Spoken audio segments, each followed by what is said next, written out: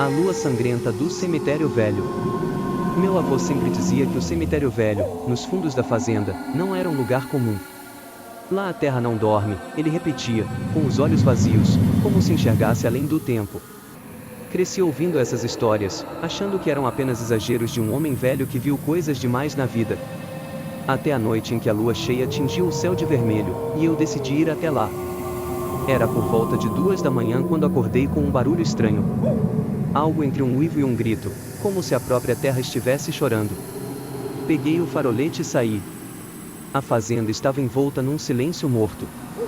Nem os grilos se atreviam a cantar. Atravessei a plantação, sentindo os pelos do braço arrepiarem a cada passo.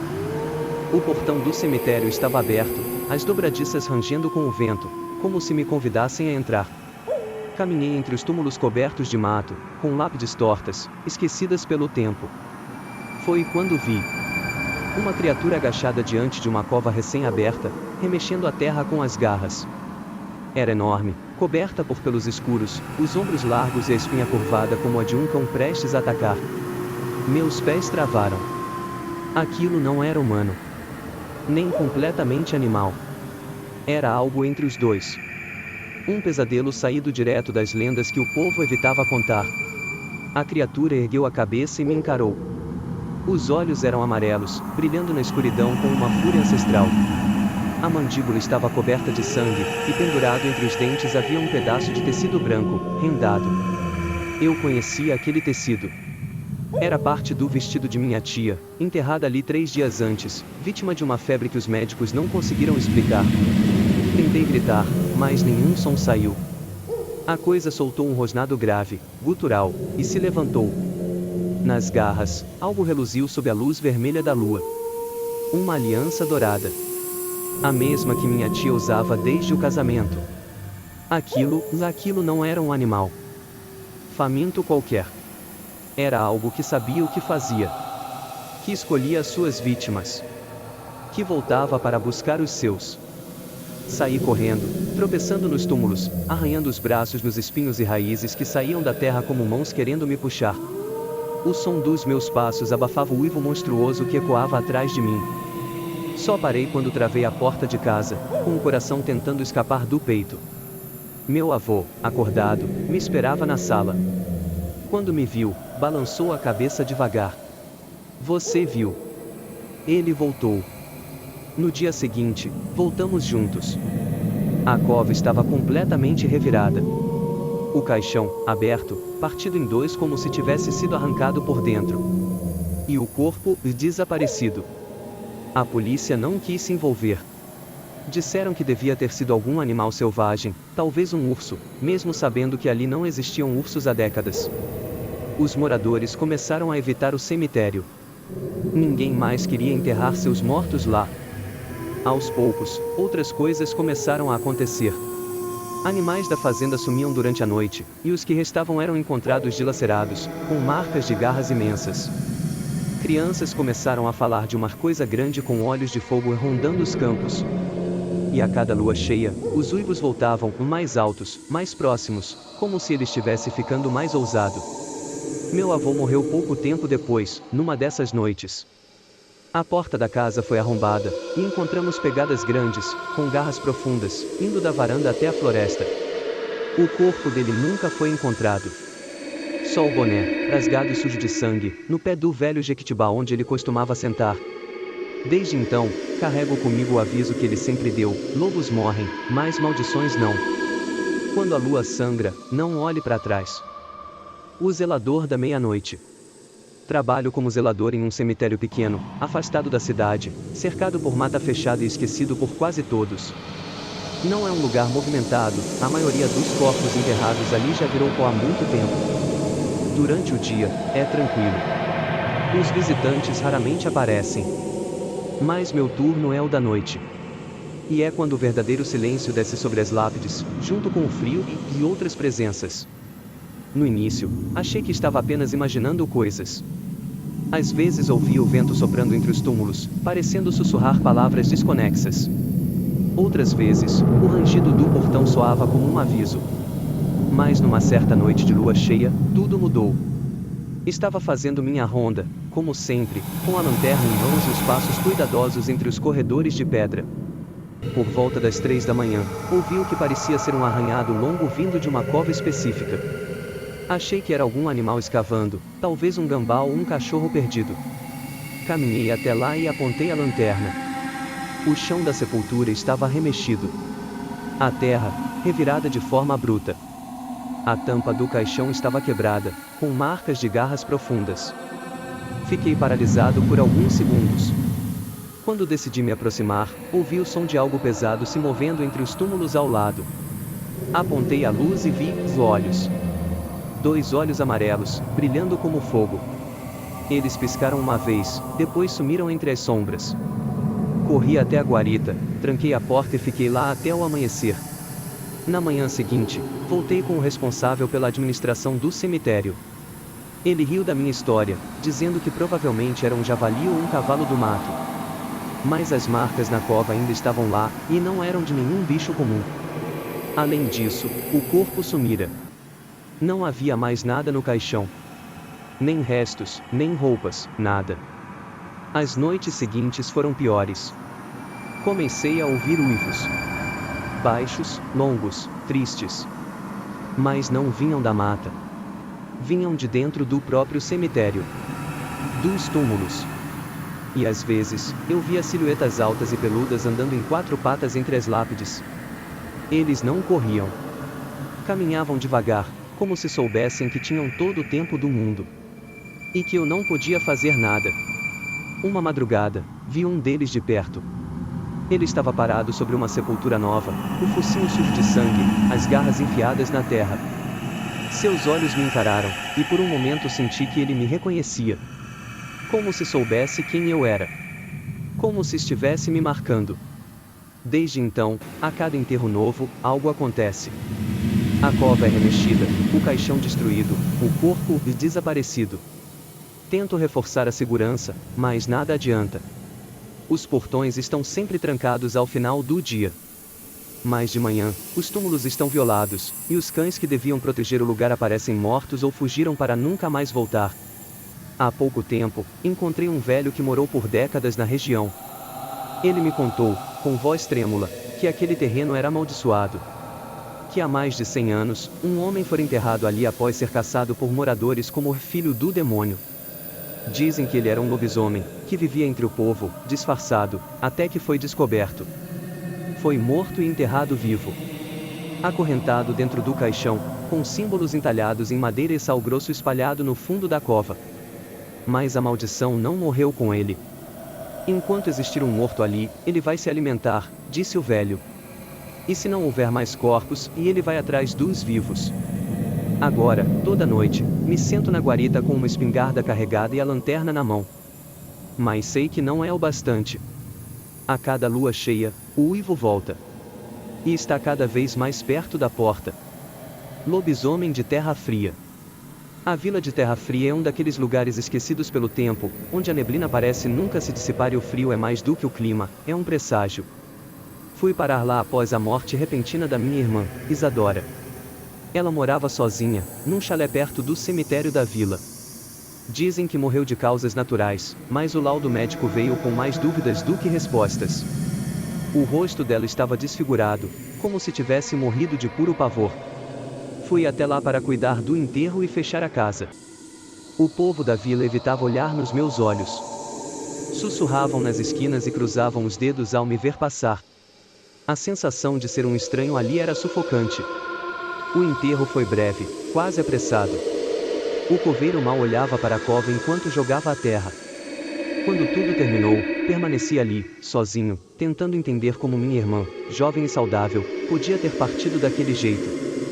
Foi quando vi marcas de garras no chão ao lado da sepultura recém-fechada. E mais adiante, pegadas grandes demais para qualquer cão, 4 patas, fundas na terra úmida. Segui as marcas com os olhos até elas sumirem na mata. Achei que fossem pegadas antigas, mas o barro ainda estava fresco. Algo havia estado ali há pouco tempo. À noite, voltei para o chalé da minha irmã. A eletricidade caía o tempo todo, e o vento zunia pelas frestas das janelas. Por volta das 2 da manhã, ouvi algo se arrastando do lado de fora. Não era animal. Era pesado, com garras arranhando o chão de pedra. Olhei pela cortina. Lá fora, entre a neblina espessa, vi uma criatura. Tinha pelos escuros, ombros largos, andar em 4 patas e mais havia algo de humano nela. Os olhos. Os malditos olhos. Eram iguais aos de Isadora. A criatura me encarou por alguns segundos, depois desapareceu na floresta. Fiquei paralisado por horas, até o sol nascer. Pela manhã, corri até o cemitério. A cova de Isadora estava aberta, completamente escavada de dentro para fora. O caixão estava quebrado. E vazio. Só restavam pedaços de tecido e manchas de sangue nas bordas da madeira. Procurei o padre da vila, o único que parecia ter alguma decência ali. Quando contei o que vi, ele ficou pálido. Pediu que não contasse a ninguém. Então ele revelou o segredo que todos ali escondiam: Terra Fria tem uma maldição. De tempos em tempos, um dos mortos revolta. Um lobisomem, que não se transforma por mordida, mas por sofrimento. O espírito da besta escolhe alguém vulnerável, alguém em dor. Alguém, e como minha irmã. Ela não descansou, ele disse. E agora está com fome. Desde aquela noite, ouço uivos vindo da floresta todas as madrugadas. Já vi sombras se movendo entre as árvores. E moradores começaram a desaparecer. Um idoso. Depois uma criança. A vila está em silêncio, mas eu sei. Todos sabem. E fingem que não. Eles não querem se meter. Preferem ignorar do que lutar. Montei acampamento perto do cemitério. Quero respostas. E talvez, de alguma forma, ajudar minha irmã a encontrar paz. Mas ontem à noite, quando me aproximei da sepultura, encontrei algo que me tirou o fôlego, uma aliança caída na terra revirada. A mesma que ela usava. Tinha sangue seco nela. E atrás de mim, entre os túmulos, ouvi uma respiração pesada. Se essa coisa é minha irmã, ou apenas algo usando a aparência dela, eu não sei. Mas hoje à noite, voltarei lá. E se ela aparecer, vou encará-la. Pela última vez. O túmulo que nunca ficava fechado. Meu nome é Raul, e durante 2 anos trabalhei como auxiliar de sepultamento em um pequeno cemitério rural chamado Monte do Silêncio. Isolado, cercado por florestas densas e trilhas esquecidas, o lugar fazia jus ao nome. Nenhum som parecia durar muito tempo ali. Nem o dos pássaros. Nem o das preces. Sempre fui cético. Para mim, histórias de fantasmas e lobisomens eram apenas folclore. Até que um túmulo começou a se abrir sozinho. Era o de um homem chamado Valmir Correia, enterrado há mais de 50 anos. Um túmulo simples, de pedra rachada, num dos cantos mais escuros do terreno. Na primeira vez que vimos a terra remexida, achamos que fosse vandalismo. Recolocamos a laje no lugar, nivelamos o solo e reforçamos a estrutura. 2 dias depois, a terra estava virada de novo, e mais uma vez, havia marcas de garras fundas na lateral da cova. Garras longas, fundas demais para qualquer animal local. E havia pegadas grandes, com 4 dedos, arrastadas como se a criatura andasse pesada, ou doente. Mas o mais estranho era o cheiro. Algo entre carne podre e enxofre. O administrador decidiu chamar a polícia, mas eles pouco fizeram. Registraram como dano ao patrimônio e foram embora. Então, à meia-noite daquela mesma noite, eu e outro funcionário, Lucas, decidimos vigiar por conta própria. Ficamos escondidos perto do mausoléu central, com lanternas e celulares prontos. Às 3h20 da madrugada, ouvimos. Primeiro um rosnado, vindo de baixo da terra. Depois, o som horrível da pedra da laje sendo empurrada por dentro. O que saiu de lá era impossível de descrever com precisão. Tinha forma humanoide, mas o corpo era deformado, coberto de pelos falhados e pelagem grossa como de javali. A pele entre os pelos era cinzenta, esticada demais. Mas o rosto ainda tinha feições humanas. O nariz era chato, e a mandíbula desproporcional. Os olhos estavam completamente pretos. Lucas não conseguiu se mover. Ficou paralisado enquanto a coisa se aproximava. Quando ela rosnou, senti um calafrio tão profundo que perdi o fôlego. Pegamos as lanternas e corremos. O grito do Lucas ecoou por todo o cemitério, mas quando me virei, ele já não estava lá. A polícia veio no dia seguinte. Nunca encontraram o corpo dele. Só a lanterna, partida em dois, e marcas de garras arrastando-se até a borda da mata. Nos dias seguintes, o túmulo de Valmir continuou se abrindo. Toda madrugada. E a cada manhã, algo novo era encontrado, uma cruz caída, um crucifixo partido, ou um animal morto sobre a sepultura. Os moradores da vila próxima começaram a falar. Diziam que Valmir tinha sido um curandeiro estranho, que desapareceu misteriosamente. Que era visto andando nu pela floresta, uivando para a lua. Que, na noite em que morreu, a lua estava vermelha, e todos os cães da vila fugiram. Depois do desaparecimento de Lucas, tentei pedir transferência. Mas ninguém queria assumir meu turno. Até que uma madrugada, decidi acabar com aquilo. Levei gasolina, sal grosso e uma cruz consagrada pelo padre local. Esperei até que a criatura aparecesse. Quando ela saiu, me aproximei com o fósforo aceso. Mas ela não correu. Não atacou. Ficou ali, me encarando. E nos olhos dela, eu vi medo. Como se implorasse para morrer. Acendi o fogo. As chamas tomaram o corpo dela, e os uivos, nunca vou esquecer, ecoaram por minutos, atravessando a floresta. Na manhã seguinte, o túmulo estava intacto. Como se nunca tivesse sido aberto. Mas, ao lado da lápide, encontrei algo, uma aliança de prata, com as iniciais LC, as mesmas de Lucas. Ele estava ali. Dentro dela. Parte da maldição. E talvez eu também esteja agora. A cada lua cheia, meus dentes doem. Meu corpo treme. E o cemitério me chama. A maldição do cemitério dos fundos.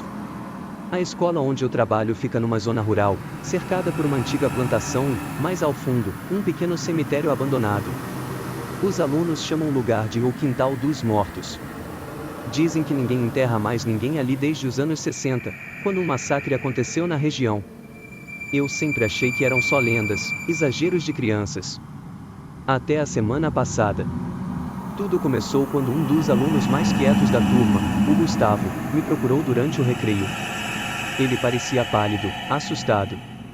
Disse que viu um bicho saindo do cemitério na noite anterior. Pensei em algum cachorro do mato ou até um cavalo solto. Mas o garoto jurava que era algo grande, peludo, que andava curvado, com os olhos vermelhos como brasa. Naquela noite, decidi ir até o local. Sempre fui curioso, e parte de mim queria provar que era só imaginação de criança. Levei uma lanterna e uma câmera velha. Quando cheguei perto da cerca enferrujada que separava o mato do cemitério, notei o ar mais denso, parado. Um silêncio absoluto, como se o tempo tivesse congelado. Entrei. O mato tomava conta de tudo. Lápides cobertas de musgo, cruzes caídas, túmulos rachados.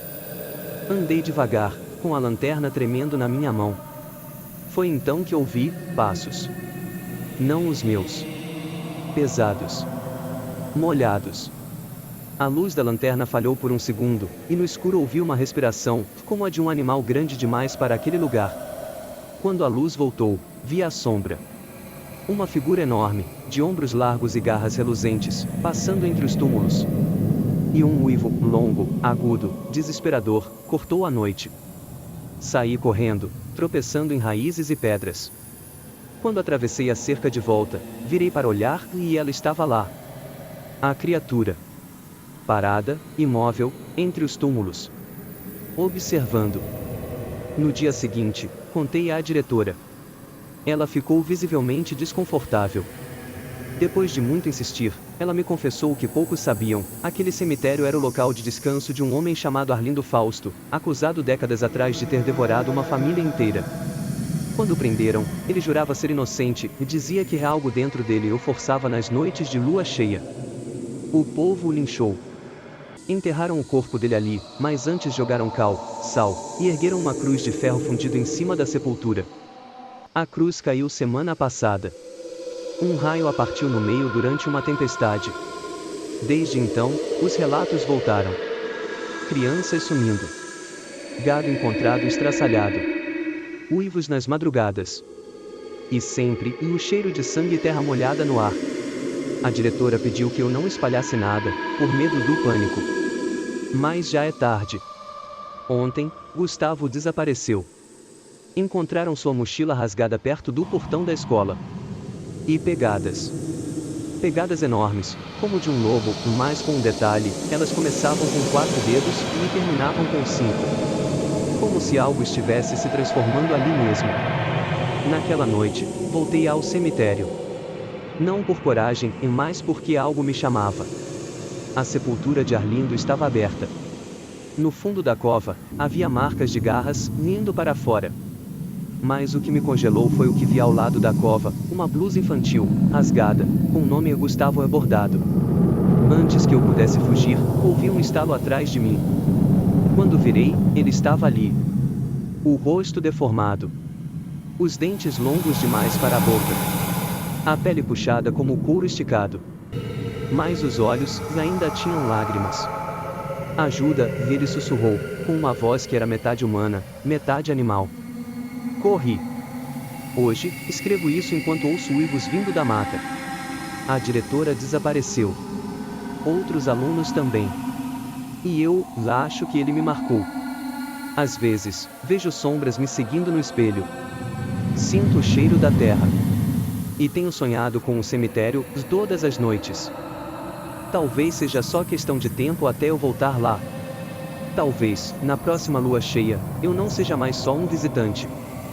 Se você gostou dessa história cheia de mistério e ação, inscreva-se no canal Um Contor para mais histórias incríveis. Lá você encontrará aventuras eletrizantes, criaturas lendárias e muito mais sobre o mundo dos games mobile. Não perca tempo, junte-se à nossa jornada e venha explorar um universo de contos épicos. Se inscreva agora!